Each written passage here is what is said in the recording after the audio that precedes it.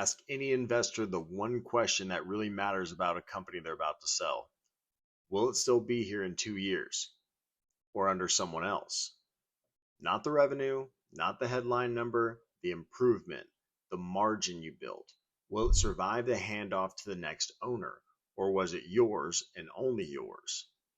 The most important question in the deal because it's the one that decides whether the value was ever real. So let me ask a smaller, harder version of it. On your side of the table, whose job is that owner? Who owns it?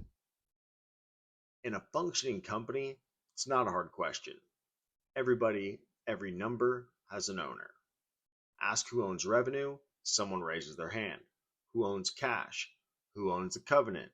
The customer, the cost line, there's a name. And behind a name, a consequence.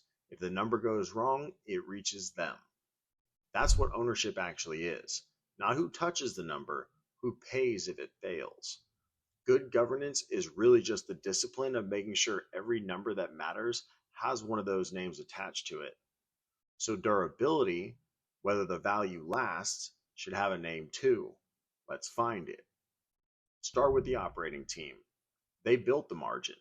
They know exactly how and when and what it costs. If anyone owns durability, it's them. Except they don't decide how the company gets presented at sale, and their incentive ends the day it closes. They know everything. They carry nothing past the finish line. Move to the deal team. They control the exit, the story, the timing, the price, real authority. But their stake ends at close too. What happens to that margin a year later under the buyer? Not their number anymore. The CFO owns the numbers, not the consequence of whether they hold. The board? The board governs the hold.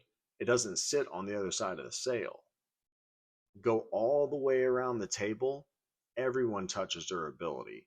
Every one of them. Nobody owns it. Now, the instinct in this room, you feel it already, is that this is a gap you fix. Somebody wasn't assigned. Redraw the chart.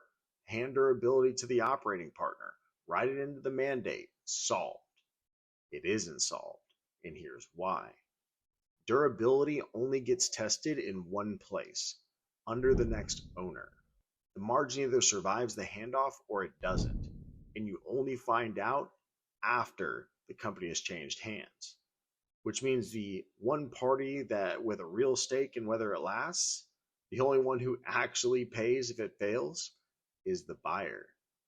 And the buyer isn't in the room.